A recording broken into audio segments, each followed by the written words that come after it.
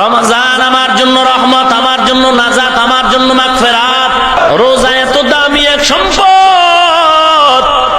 কুররাতুল ওয়াইজিন ফি দুররাতিন নাসিহিন নামক কিতাবে উল্লেখ করা হয়, একটা জন্মগত কাক, কাক চিনেন?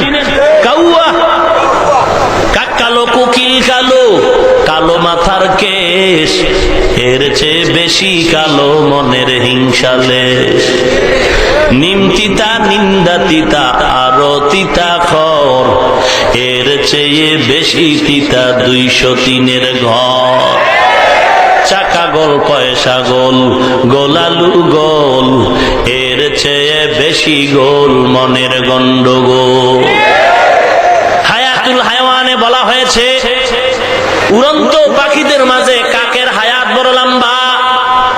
রোজার দাম কত শুনেন? একটা কাক জন্ম থেকেই ডানা মেলে উড়তেছে, উড়ে উড়ে অনবরত উড়তেই থাকলো, বিরামহীন উড়তে থাকলো।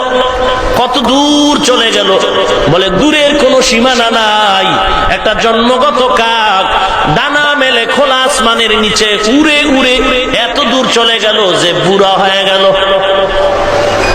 জন্ম থেকে বুড়া হওয়া পর্যন্ত উড়ে উড়ে যত দূর চলে যাবে, একটা রোজাদারের একটা রোজার দাম হলো এই কাক যত দূরে চলে গেল, একটা রোজার বিনিময়ে বান্দা জাহান্নাম থেকে তত দূরে সরে গেল।